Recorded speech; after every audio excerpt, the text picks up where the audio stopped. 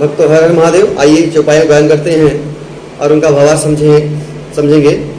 तो पिछले भाग में हमने कथा गाई थी कि बाबा भोलेनाथ अपना ब्याह कराकर अपने ससुराल से चल दिए हैं।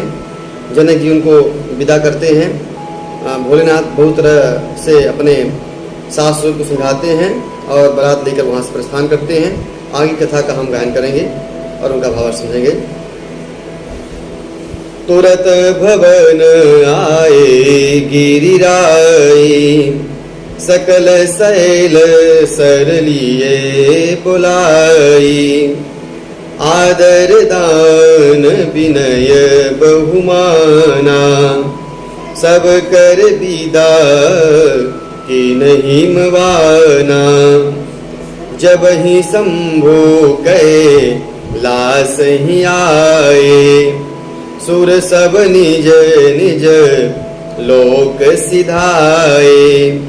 जगत मातु पितु शंभु भवानी, तेहि सिंगारुन कहूँ बखानी। जब भगवान शिव बारात लेकर कैलाश चले गए तो उसके बाद हिमांचल जी उनको कुछ दूर छोड़ने के बाद घर लौट के आते हैं और जो जितने उनके यहाँ मेहमान आए थे सब पर्वत उनको विभिन्न प्रकार से मान सम्मान और देकर सबकी विदाई की और सबको आदर सत्कार दिया। जब भगवान शिव कैलाश पर आए तो उनके साथ में जो बारात में देवता लोग गए थे वो भी सब अपने अपने लोक की ओर चले गए। बाबा कहते हैं कि भगवान शिव और माता पार्वती पूरे जगत के माता पिता हैं, इसलिए हम इनके श्रृंगार रस की जो श्रृंगार का वर्णन है हम नहीं करेंगे। आगे करही विविधे विधि भोग विलासा, गणन समेत बसहि कैलासा। हर गिरिजा बिहार नित नयऊ, एहि विधि विपुल काल चलि गयऊ। तब जन्मेऊ खट बदन कुमारा, तारक असुर समर जेहि मारा। आगम निगम प्रसिद्ध पुराना, खन्मुख जन्म सकल जग जाना। बाबा भोलेनाथ पार्वती के साथ, माता पार्वती के साथ कैलाश में वास करते हैं, विभिन्न प्रकार के भोग विलास करते हैं और गणों के समान कैलाश पर, गणों के समेत कैलाश पर वास करते हैं। और माता पार्वती भगवान शिव नित्य नवीन नए नए विहार करते हैं। इस तरह विहार करते हुए आनंद में जीवन व्यतीत करते हुए बहुत काल बीत गए। तब खटबदन स्वामी कार्तिकेय जी का जन्म हुआ, जिन्होंने तारकासुर को मारा, जिनकी कथा कई पुराणों में उल्लेखित है, वर्णन है, जिसको पूरा संसार जानता है। जग जान खन्मुख जन्म करुण प्रताप पुरुषारथ महा, तहि हेतु मैं विषकेत सुर कर चरित संक्षेप ही कहा। यह उमा शंभु विवाह जे नर नारी कहीं जगावहीं, कल्याण काज विवाह मंगल सर्वदा सुख पावहीं। बाबा गोस्वामी तुलसीदास जी कहते हैं कि खटबदन यानी स्वामी कार्तिकेय जी का जो चरित्र है वो पूरा संसार जानता है, उनकी महिमा को, इसलिए हमने उनका चरित्र को संक्षेप में कहा है। और बाबा कहते हैं ये भगवान शिव और माता पार्वती की ये विवाह का जो विवाह चरित्र का जो नारी पुरुष गान करेंगे वह निश्चित ही संसार में हमेशा मांगलिक सुखों का प्राप्त करेंगे और उनके जीवन में मंगल ही मंगल होगा। चरित सम्मु गिरिजा रमन वेद न पावहि पार, बरने तुलसीदास किमिउ अतिमति मंदु गवार। भगवान शिव और माता पार्वती का जो चरित्र है वह समुद्र के समान है, वेद भी उसके उनका वर्णन नहीं कर सकते हैं, तो भला मैं तुलसीदास जी अपने आप को खुद कहते हैं कि मैं मंदमती भगवान शिव और माता पार्वती के चरित्र का वर्णन कैसे कर सकता हूँ। शंभु चरित सुनी सरस सुहावा, भरद्वाज मुनि अति सुख पावा।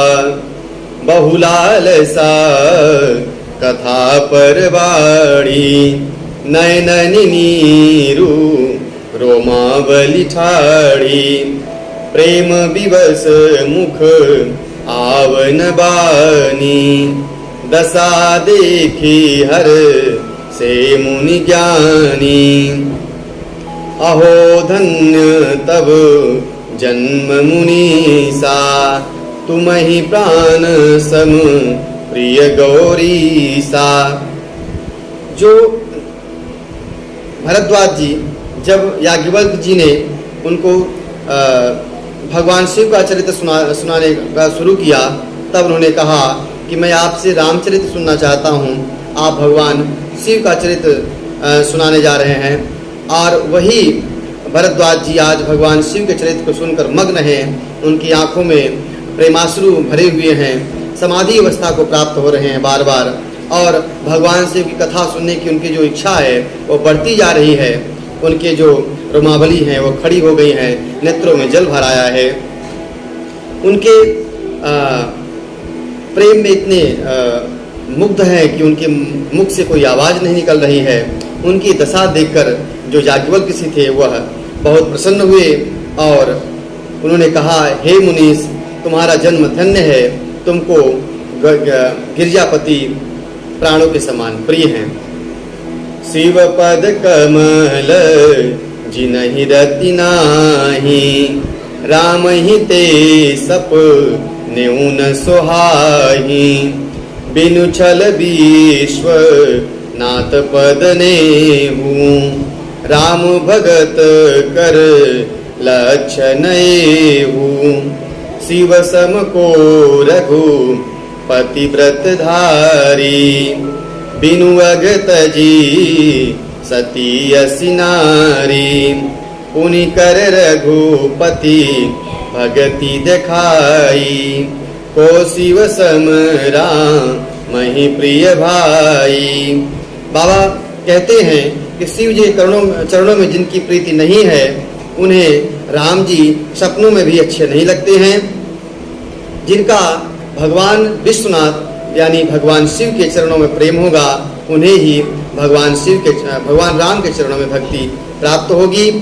भगवान शिव के समान राम जी की भक्ति को धारण करने वाला इस संसार में कोई नहीं है। जिन्होंने बिना पाप के सती जी का त्याग कर दिया और प्रतिज्ञा करके 87,000 वर्ष की समाधि लगाकर भगवान शिव की भक्ति करके यह दिखा दिया कि भगवान राम की भक्ति में भगवान शिव के समान कोई नहीं है। प्रथम ही मैं कही शिव चरित, बूझा मरम तुम्हार। सुज सेवक तुम राम के रहित समस्त विकार। याज्ञवल्क्य ऋषि जी कहते हैं भरद्वाज जी से कि मैंने भगवान शिव का चरित्र पहले ही बखान करके कहकर यह जान लिया कि आपकी भगवान राम के चरणों में सहज स्नेह है और आप छल रहित हैं, पाप रहित हैं। मैं जाना तुम्हारे गुणशीला, कहूँ सुनहूँ अब रघुपति लीला। सुन मुनि आजू समागम तोरे, कही न जाई जस सुख मन मोरे। रामचरित अति अमित मुनीसा, कही न सकहीं सत कोटि यही सा। तदपि जथा श्रुत कहूँ बखानी, सुमिरि गिरापति प्रभु धनु पानी। ऋषि याज्ञवल्क्य जी कहते हैं, मैंने तुम्हारा गुण और शील जान लिया। अब मैं तुम्हें श्री रघुनाथ जी की लीला सुनाऊंगा। सुनो हे मुनि, सुनो। आज तुमसे मिलने पर मेरे मन में जो आनंद हो रहा है उसे मैं बखान नहीं कर सकता, उसे कह नहीं सकता है, कह सकता हूँ। हे मुनीश्वर, रामचरित जो है अनंत है, अपार है। 100 करोड़ शेष जी अगर भगवान राम की कथा कहना चाहें तो भी वह नहीं कर सकते हैं। हमने जो मुनीश्वरों से, अपने गुरुजनों से भगवान राम की कथा को सुना है, वही मैं भगवान श्री राम का अपने हृदय में ध्यान करते हुए जो प्रभु प्रेरणा करेंगे आपको सुनाएंगे। सादर दारू नारी सम स्वामी, राम सूत्र धर अंतर जामी। जहीं पर कृपा करहीं जनु जानी, करियुर जजीर न चावहीं बानी। पनवं सोक्री पाल रघुनाथा, बरनऊ बिसद जासु गुण गाथा। परम रम्य गिर बरु कैलासु, सदा जहाँ शिव उमा निवासु। याज्ञवल्क्य ऋषि जी कहते हैं कि सरस्वती जी कठपुतली के समान हैं और भगवान राम उनको नचाने वाले सूत्रधार हैं। और जिस पर भगवान राम की कृपा हो जाती है तो उसके हृदय में भगवान सरस्वती जी को बैठा देते हैं और सरस्वती जी को अपने हिसाब से वह अपने भक्त के हृदय में, उस साधक के हृदय में नचाते रहते हैं। इसलिए मैं सबसे पहले उन्हें कृपालु श्री रामचंद्र जी को प्रणाम करता हूँ और उनकी निर्मल गुणों की कथा कहता हूँ। कैलाश पर्वत में श्रेष्ठ और बहुत ही रमणीय स्थान है जहाँ शिव और पार्वती जी सदा निवास करते हैं। सिद्धि तपोधन जोगी जन सुर किंकर मुनि वृंद, बसही तहाँ सुखते सकल से वही शिव सुख कंद। जहाँ सिद्ध तपस्वी योगीगण देवता किन्नर मुनियों के समूह उस पर्वत पर रहते हैं और वे बड़े बड़े पुण्यात्मा हैं और आनंद कंद श्री महादेव जी की सेवा करते हैं। आज की कथा यहीं तक। आगे भाग में हम आपको सुनाएंगे, वर्णन करेंगे।